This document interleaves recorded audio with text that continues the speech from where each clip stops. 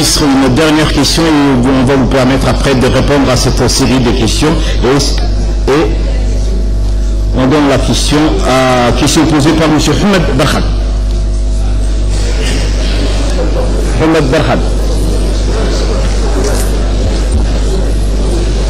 Ahmed Barhad. Salam alaikum. Si je reviens un peu en arrière, bon, je voulais interpeller le ministre de la Culture sur des cas à concret, mais j'écrirai, voilà. Je le saisirai par écrit. Voilà, merci. Pour le ministre de l'Énergie, ma question est-ce que le Nord sera-t-il raccordé à l'interconnexion? À l'interconnexion. Ok. Monsieur le ministre et ses collaborateurs vous permettent de répondre à cette série de questions qui a trait à l'EDD et on va donner les questionnaires après, dans une deuxième partie. Merci.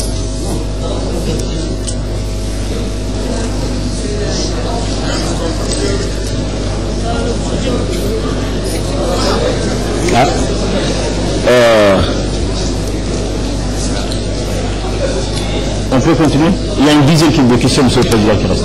Une dizaine de questions qui restent. Non? Ah, au soleil, c'est pour ça que je vous ai donné la parole. Écoutez d'abord les premières séries de réponses du ministre. Voilà.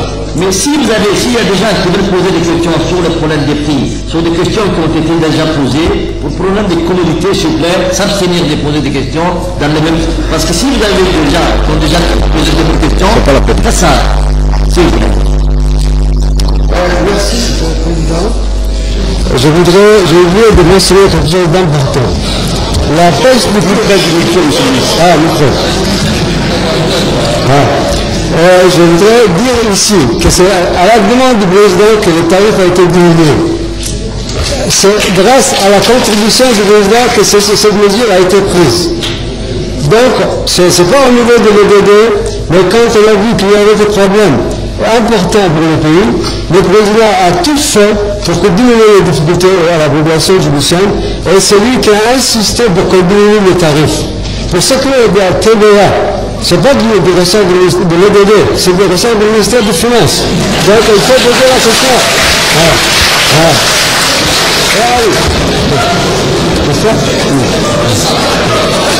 Vous avez...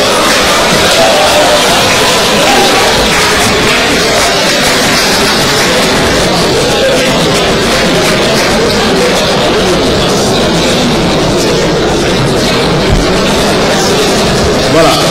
Alors, apparemment, M. Siri va répondre au nom de l'EDD sur les nombreuses questions concernant le délestage de l'électricité. Monsieur le Président, Monsieur le Premier ministre, j'ai la lourde charge de représenter M. Jamal Guélé qui est malheureusement loin et qui ne peut pas répondre.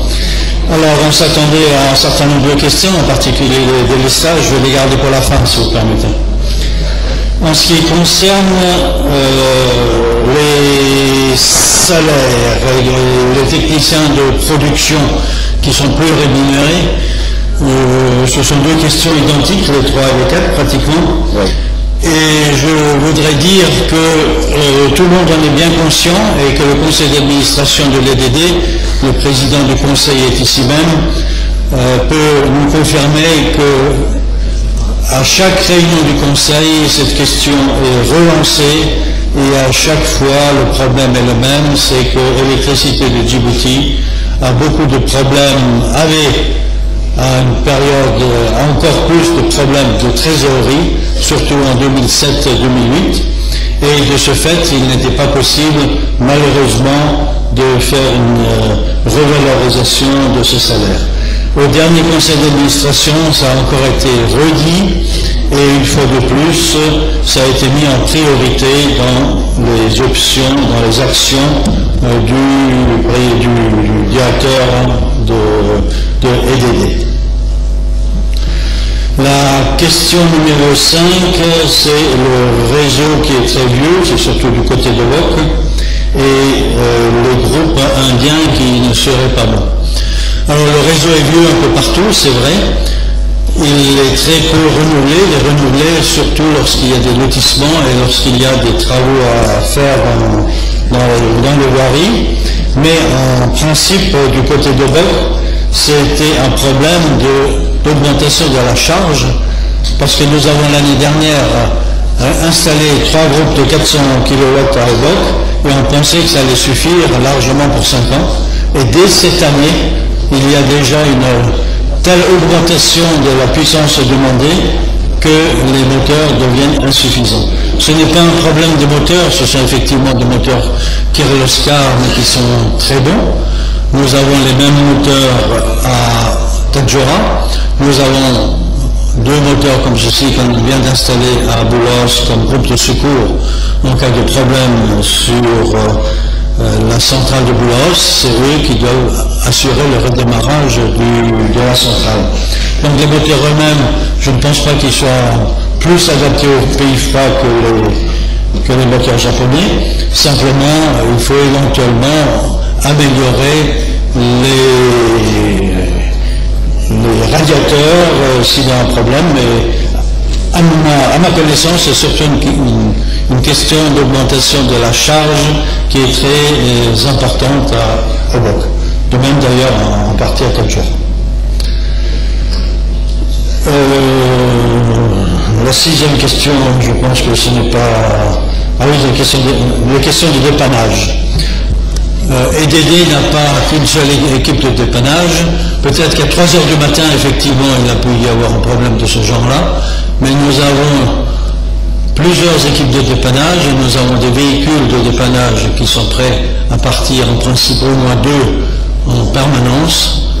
La nuit, il y a plutôt une équipe pour la moyenne tension, pour faire les manœuvres de réseau, et une équipe pour les interventions sur la basse tension.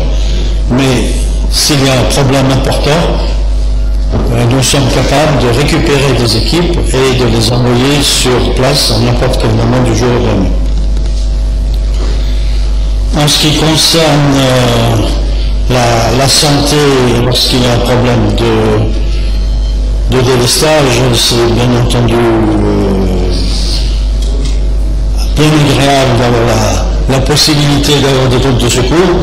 Il y a un certain nombre de personnes qui disent d'ailleurs que les groupes de secours, lorsqu'ils fonctionnent, coûtent moins cher que EDD. Je ne pense pas que ce soit le cas. Ceux qui ont essayé cette solution peuvent vous le confirmer, je pense. La question numéro 8, M. Hassan Elmi, quel est l'avancement des travaux dans l'interconnexion?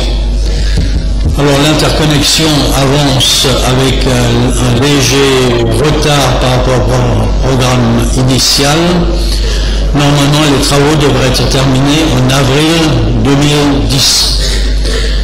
Une équipe de la Banque africaine de développement était sur place encore avant-hier pour faire le point avec les entreprises de façon à activer un petit peu les travaux de ligne, surtout parce qu'il y a eu beaucoup de difficultés aux alentours de Balbala, sortie de Balbala, Arta, parce que les terrains étaient assez difficiles.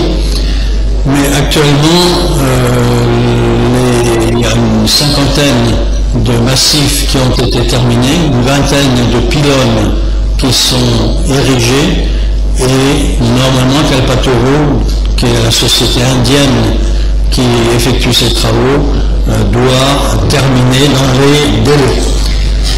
En ce qui concerne les postes, en particulier le poste 220 000 volts de PK12, il y a c'est Siemens Allemagne qui fait les travaux. Siemens Allemagne a eu beaucoup de retard au démarrage. Ils ont accumulé les retards de chantier. Par contre, ils avaient commandé le matériel et actuellement, tout ce qui est électrotechnique, c'est le matériel et les délais de livraison du matériel qui sont les plus importants. Donc ils ont réellement démarré les travaux et il y aura donc très prochainement le poste du PK12 qui devrait réellement avancer et les premières installations électriques devraient être faites. Je rappelle simplement que cette interconnexion